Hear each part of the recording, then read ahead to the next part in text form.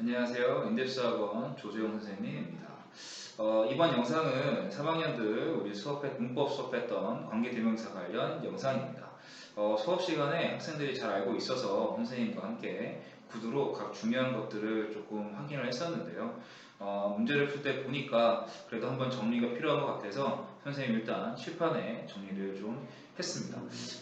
이 정리를 사실은 같이 이제 이야기하면서 정리를 하면 좋을 텐데 그렇게 되면 또 시간이 너무 많이 걸리고 또 여러분들이 직접적으로 문제를 풀거나 생각을 하는 시간들이 좀 많이 줄기 때문에 오늘 이 영상을 준비를 했습니다. 선생님이 나중에 끝자락에 이 영상 선생님이 빠지고 영상만 이 뒤에 판서만 돼 있는 영상을 넣어줄 테니까요. 시간이 되면 한번 이 영상을 보면서 같이 한번 정리를 해보시면 좋을 것 같습니다. 자, 그러면 지금부터 설명 시작하도록 할게요. 일단 관계대명사라고 하는 거는 두 개의 문장을 합쳐주는 거예요. 근데 뭐를 쓰는 거냐면 일반 접속사가 아니라 의문사를 써서 두 개의 문장을 붙이는데 이때 이 의문사가 뒤에 있는 문장이나 혹은 앞에 있는 문장의 주요 명사 역할을 하는 부분, 즉 주어나 목적 이쪽 부분에 있는 명사들을 대체해서 두 문장을 합치는 역할을 합니다.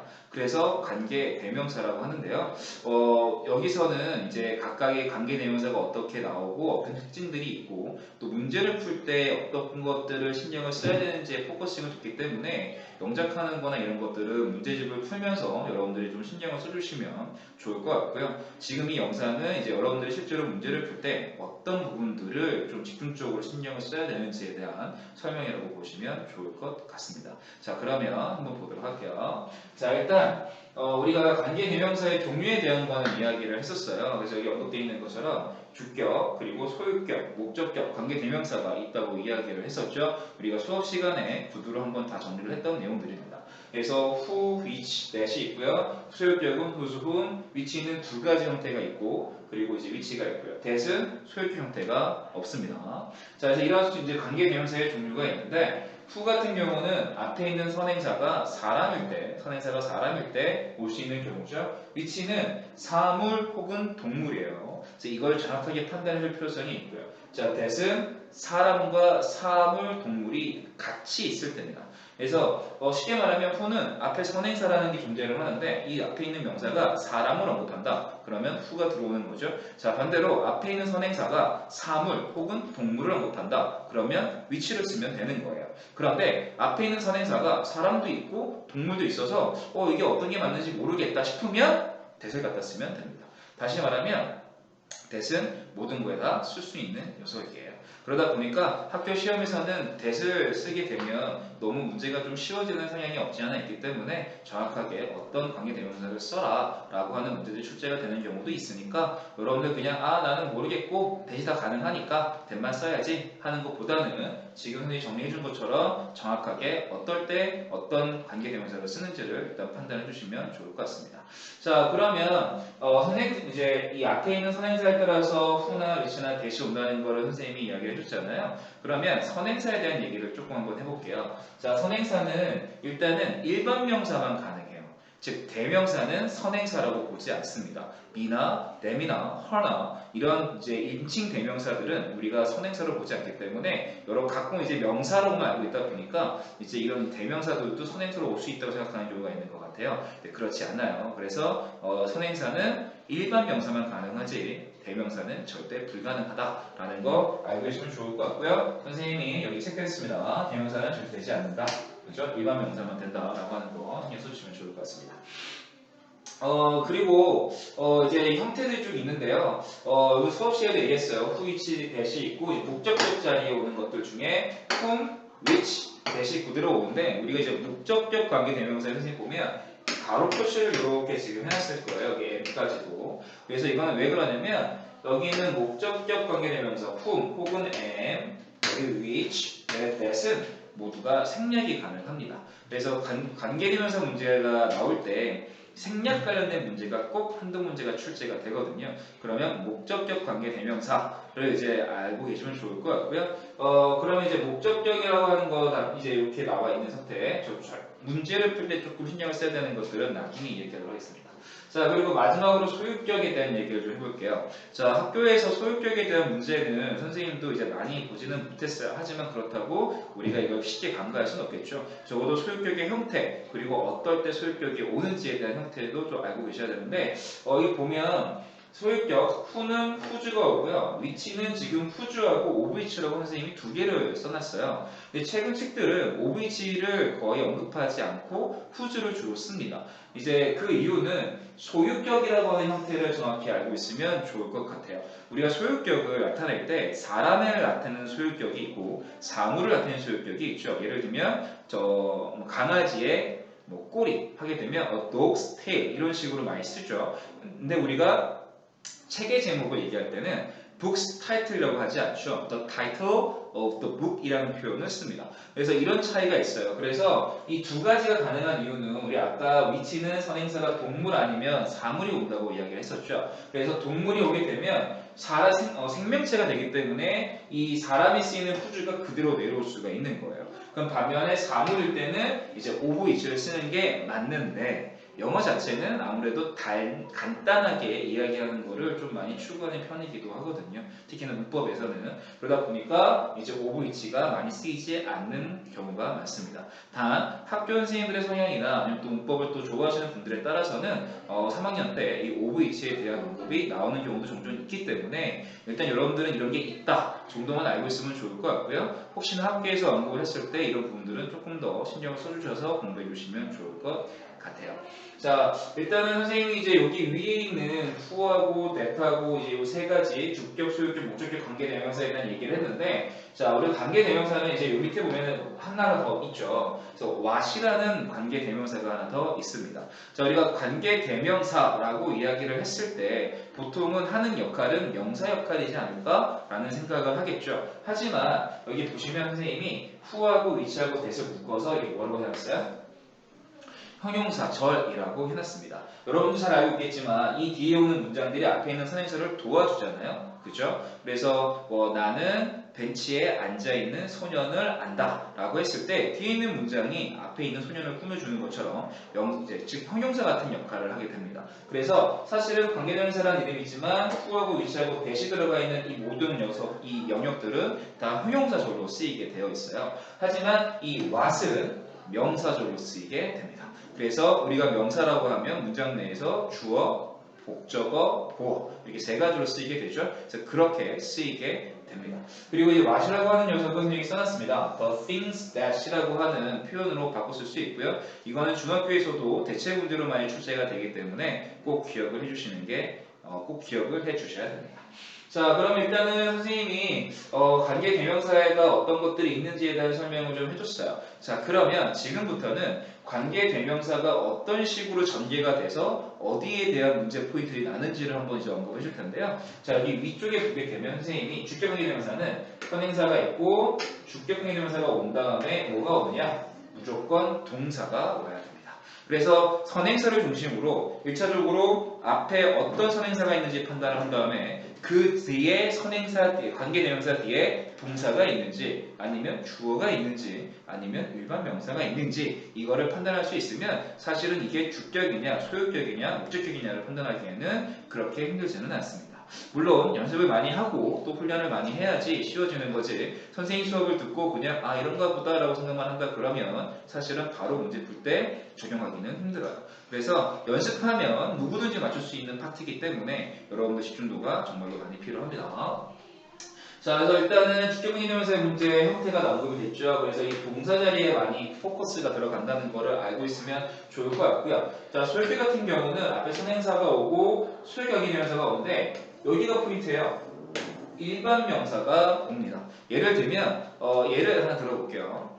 Book is mine 이라는 문장은 문장이 되지 않죠. 왜냐하면 book이 일반 명사이기 때문에 주어로 쓰이려면 관사, 즉 어나 더 같은 관사가 하나 붙어줘야지 주어 역할을 할 수가 있어요. 그래서 a book 혹은 the book is mine 이런 식으로 와야지만 문장이 성립이 되죠. 즉 book만 있으면 이거는 주어 역할을 할 수가 없잖아요. 그래서 그런 것들에 대한 포인트입니다. 그래서 이 소유격 관계 대명사는 그런 일반 명사를 항상 가지고 있어야지만 주어 역할을 할 수 있기 때문에 소유격 관계 대명사에는 뒤에 이제 명사가 온다라는 거. 아마 이거는 이제 여러분들이 문제집을 풀 때 보시면 한눈에 파악하기는 좀 힘들 수 있어요. 그래서 좀 많이 봐야지 눈에 익는 파트이기 때문에 여러분들 이제 집에서 문제 풀어오거나 아니면 또 학원에서 문제를 풀 때 한 번 더 질문을 해주면 좋을 것 같고요. 다시 한번 말하지만 지금 선생님이 이 영상을 찍는 목적은 이게 다 설명을 전반적으로 해주는 게 아니라 중요한 것들을 다시 한번 재정리해주는 거기 때문에 여러분들이 어느 정도 공부를 하고 이 영상을 보셔야 됩니다.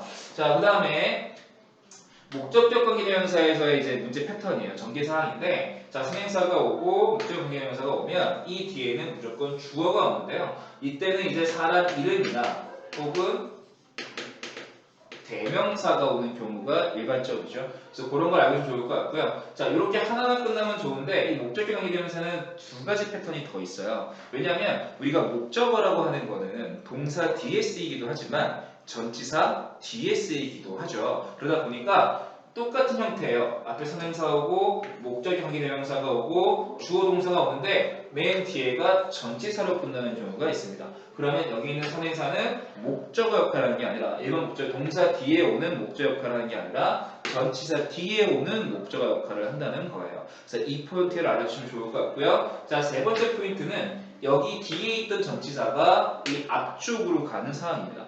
앞쪽으로 가면서 목적격 관계대명사 앞쪽에 쓰이게 되는데요. 우리 목적격 관계대명사는 선생님이 가르쳐주는 것처럼 생략이 가능했었잖아요. 그런데 전치사 뒤에 목적격 관계대명사가 오게 되면 여기 써있는 것처럼 써놨네요. 여기 체크되어 있는 것처럼 생략이 불가능해져요. 불가능해지고 이 두 개가 합쳐지면 관계부사가 됩니다. 그래서 관계부사라고 하는 거는 전치사와 관계대명사가 합쳐져서 장소와 시간, 방법, 그리고 이유를 언급하는 파트죠. 그래서 관계대명사를 정확히 알고 있으면 관계부사가 그렇게 힘들지는 않을 거예요. 자, 일단 여기 있는 선생님이 지금 이 주격부터 목적격까지 각각의 문제 패턴에서 중요한 포인트들을 적어줬어요. 다시 한번 정리하겠습니다. 주격은 관계대명사 뒤에 동사가 온다. 자, 그 다음에 소유격 관계대명사는 뒤에 일반 명사가 온다. 관사가 없는. 자, 그 다음에 목적격 같은 경우는 목적격 관계대명사 뒤에 뭐가 온다? 이름이나 대명사 같은 주어가 온다. 그래서 이거를 판단하면 좋을 것 같고요. 실제 문제를 풀 때는 관계대명사의 밑줄이 그어져 있으면 이 관계대명사도 물론 체크를 해야 되겠지만 이게 이상이 없다라고 하면 앞에 있는 선행사와 뒤에 오는 게 동사냐, 주어냐, 일반 명사냐 이거를 보고 빨리빨리 판단하면 웬만한 문제들은 크게 푸는데 문제가 없을 겁니다.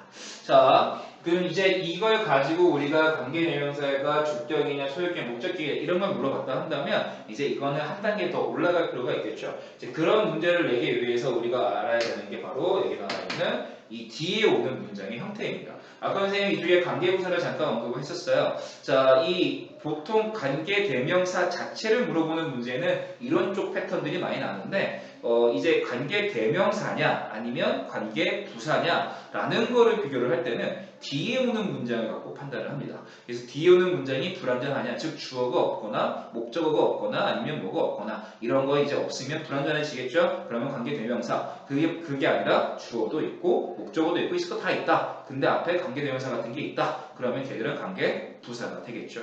그래서 관계대명사, 관계부사라는 말에서도 사실 힌트가 있는 거죠. 아까 부사라고 하는 거는 문장 내에서는 문장 구성 성분에는 들어가지 않아요. 그래서 문장의 형태나 문장의 완성도에는 아무런 어떤 피해를 주지 않습니다. 즉 관계부사는 두 개의 문장 중에 부사가 겹치는 거다 보니까 당연히 문장 자체는 흐트러지지 않겠죠. 당연히 완전한 문장이 와야 되는 거고 관계대명사는 두 개의 문장 중에 명사가 겹치는 거기 때문에 이제 뒤에 불완전한 문장이 온다는 거죠. 그래서 이런 것들을 알아두시면 좋을 것 같습니다. 아마 수업 시간에 선생님이 설명했기 때문에 충분히 지금 이 말을 듣는 친구들은 이해가 될 거고 집에서 공부하고 있는 친구들은 일단 문제를 잘 풀어보고 학원에 오거나 문의를 주시면 선생님이 답변을 해드리도록 할게요.